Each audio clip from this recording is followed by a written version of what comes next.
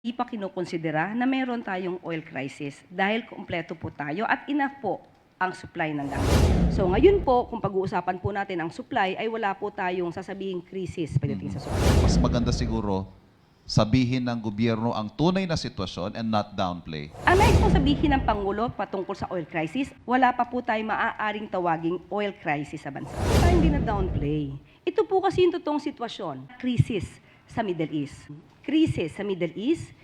Krisis sa Middle East. I understand you had an interview over the weekend saying that we are not yet in a crisis situation despite the increase of the oil prices. But then, in an ambush interview last Thursday in Bataan, the president himself used the term crisis. He said we had to accelerate all this because of the oil crisis that is happening. Itong problema because of the war in the Middle East. Pakipaliwanag po. Okay. Pag sinabi po natin na oil crisis, maliwanag din po ang sinabi ni Secretary Sharon Garin ng DOE. Na sa ngayon ay hindi pa kinokonsidera na meron tayong oil crisis dahil kumpleto po tayo at enough po ang supply ng langis. At nagpupursige po ang DOE at ang pamahalang ito sa utos na rin po ni Pangulo Marcos Jr. na hindi mawala ng patid, hindi mapatid ang supply ng langis o produktong petrolyo sa ating bansa. Sa katunayan, sinabi po ni Secretary Garin na mayroon na pong negosasyon patungkol sa 440,000 barrels ng fuel. At sa susunod naman po ay mayroon 600,000 barrels na maaari po tayong maangkat. Ang sinasabi po natin na wala pa po at hindi po pa dinideklara na mayroon tayong oil crisis dahil nga po sapat ang supply sa ngayon. Most probably, according to Secretary Sharon, ang nagkakaroon lamang po ng issue ay tungkol sa presyo.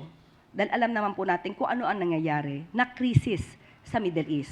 Ang nais pong sabihin ng Pangulo patungkol sa oil crisis, pinapatungkulan niya po doon ay ang oil crisis sa Middle East. Pero sa ngayon po, sa atin at sa payo na rin po ni Secretary Garin sa ating Pangulo, wala pa po tayo maaaring tawaging oil crisis sa bansa. Last na lang, Yusek. At what point can we say na we are already suffering from a crisis? Sa ngayon, hindi po natin masasabi dahil patuloy pa rin po ang pagsusumikap ng ating gobyerno na hindi mapatid ang supply ng fuel, ng produktong petrolyo sa atin. Sunod na tanong mula kay Alvin Baltasar, Radyo Pilipinas.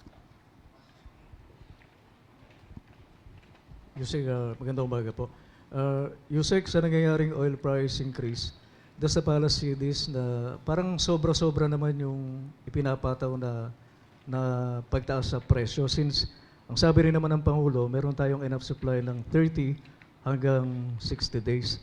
Parang lumalabas kasi, Yusek, na yung presyo ng mga inangkat na langis ng mga oil companies, nakuha nila sa mababang halaga. Pero ngayon, ibinebenta nila sa napakataas na presyo. Actually, napaka-common yan na question.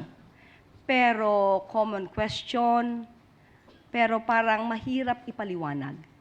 Pero dahil dyan, mas bababawan natin kung paano natin maipapaliwanag ito sa taong bayan. Okay, under the regulated downstream oil industry framework, base na rin po sa RA 8479, ang oil companies po na presyo ng produkto nila ay babase sa prevailing international benchmark prices, primarily Mean of Platts Singapore or MOPS, sa bawat pricing cycle. So yung oil companies po, gumagamit po sila ng FIFO, first in, first out accounting. No? Ito po yung ginagamit nila ngayon. Kung saan yung produkto na ibinebenta sa ngayon ay base sa presyo sa current or near current international market prices at hindi sa historical acquisition cost noong patungkol sa kanilang inventory. So, yung pump prices po ngayon ang nagre-reflect ng current global market conditions kahit na yung kanilang inventory ay nabili nila sa mas mababang presyo. So kasi ganun po ang umiiral sa ganitong klase na sistema kung meron deregulation law, oil deregulation law. So yun po ang umiiral. Pump price reflect current global market conditions. Ha? So hindi po ang DOE ang makakapagdikta ng presyo ng gasolina, ng fuel, dahil nga po meron tayong oil deregulation law. Ang tangi lamang pong mare-regulate ng pamahalaan ng DOE ay kung sila ay lumalabag sa benchmark at kung may pang-aabuso. So ibig sabihin, sa madalit salita, kung meron silang inventory noon, ang gagamitin nilang presyo pa rin ay yung current international market price. Pero pag bumaba naman yung presyo ng gasolina, kahit nabili nila ito ng mas mataas, kailangan pa rin silang sumunod kung ano ngayon yung current market price na mababa. So ganun po yung nagiging sistema po kapag ka po may oil deregulation law na pinapatupad. Salamat po, Yusek. Sunod na tanong mula kay Ivan Mayrina, GMA7.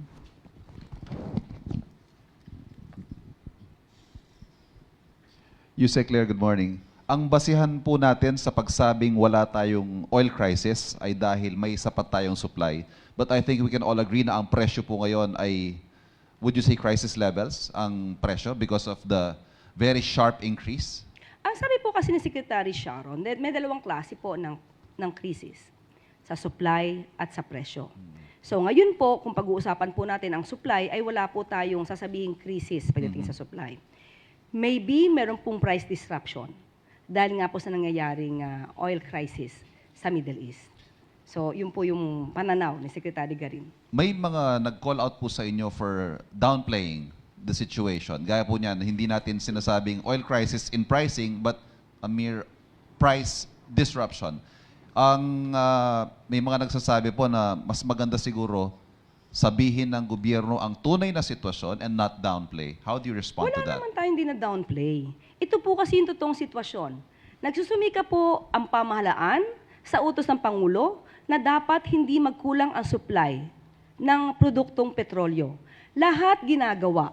Nandiyan na rin po ang pagbibigay ng tulong ng DSWD, nandiyan po ang pagtatrabaho ng DOE, pati po ng DA at ibang ahensya. Isama na po natin ang DSWD. So in other words, ayaw po na maramdaman ng mga kababayan natin na may kulang tayo sa supply. Kumpleto po ang supplies natin sa crudo, sa oil, sa fuel, pati po sa pagkain. So, siguro po kung ikukumpara sa ibang bansa, mas napagbibigyan po ng atensyon ng Pangulo na dapat na ang mga kababayan natin, kahit presyo po ay tumataas dahil nga po ito ay dulot ng sigalot sa Middle East, gusto niyang iparamdam ng Pangulo na kaya ng gobyerno, nandiyan ang gobyerno para sa taong bayan, at hindi po pababayaan ng Pangulo at ng gobyerno ang mga nararanasan natin. Pero, katulad ng sinabi niya sa kanyang mensahe, tayo po ay magtulungan. Kung may kailangan matipid, kailangan magtipid. Hindi po kasi natin mapapasubalian. We just cannot ignore the issue that there is really crisis in Middle East. At nagiging parte po tayo dito, kahit hindi man natin gustuhin, talaga pong maaapektuhan tayo. That's the reality. Yusek, speaking of prices, when does the President intend to use his emergency powers already granted to him by Congress to lower or suspend excise tax on petroleum products? Sa ating pong pagkakaalam ay hindi pa po yata na ibibigay. Sa aking pagkakaalam, ang update sa akin nung Sabado ay hinihintay po na maibigay sa Pangulo para mapirmahan. Sa akin pong huling pagkakaalam. Pero pag nandiyan na po yan, pipirmahan po agad ng Pangulo yan. At lahat ng maaaring gawin at hindi lalabag sa batas at hindi lalabag mismo doon sa batas na sinusulong ngayon patungkol sa emergency powers, gagawin po yan ng Pangulo. Sorry, with the indulgence of the group, last na lang po, ma'am. May mga nag-express po ng reservations or concerns about the sustainability and sufficiency of steps being taken so far, tulad po ng subsidies, cash subsidies. Ang Pangulo ho ba bumuuna ng, crisis committee, crisis management team para ho mag-isip ng iba pang pamamaraan should this drag on? Okay, bago pa po may nagsuggest na gumawa ng crisis committee, nag-utos na po ang Pangulo na maggawa officially ng crisis committee. So hintayin na lamang po natin ang dokumento if-finalize na po. Composed of whom? Pina-finalize pa lang po yung dokumento. So hindi ko po mabibigay muna yung detalye, although I have a draft, pero saka na po natin kapag ka mo na-finalize na. Thank you very much. Okay. Sunod na tanong mula kay Luisa Cabato, Inquirer.net. Good morning po, Yusek. Some drivers say that the 5,000 cash assistance from the government is not enough to cover rising fuel prices, especially since ginagastos din daw po nila yon sa ibang pangangailangan nila.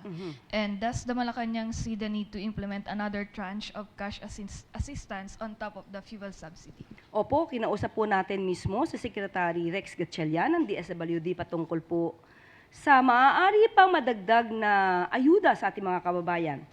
At ito po ang kanyang sinabi. Ayon po kay Secretary Gatchalian, sa utos na nga rin po ni Pangulong Marcos Jr. na magkakaroon pa po ng karagdagang ayuda. Unahin lang po, we have to time it, sabi po niya. At ito pa rin po ang kanyang sinabi, and I quote, "In the coming days, DSWD will continue to release cash assistance to affected public utility drivers, and this will be done in tranches." End of quote. Sunod na tanong mula kay Tristan Nadalo, Newswatch Plus. Hi, Yusek. Follow-up lang din po doon sa question on oil crisis because you have lawmakers labeling din po itong sitwasyon na isa ng krisis katulad ni Senate Finance Committee Chair Win Gatchalian. Ang sabi niya po, oil crisis na po ang nararanasan ng ating bansa, hindi na ito tungkol lamang sa pagtaas ng presyo ng langis. Ramdam na ang epekto nito sa iba't ibang bilihin, gaya ng pagkain at transportasyon, hindi na maaaring ipagpaliban ng pamahalaan ang sitwasyon. Ano po ang komento doon? Ang pangyayari po ngayon at ang sigalot sa Middle East, hindi naman po talaga mapagpapaliban yan. Pero yung impact po ng krisis sa Middle East, yan po ang tinututukan ng Pangulo para po masoften, no? Masoften po yung impact sa atin ng krisis sa Middle East. So lahat po ng ayuda na kakayanin ng gobyerno, yan po ay ipapadama at ibibigay sa ating mga kababayan.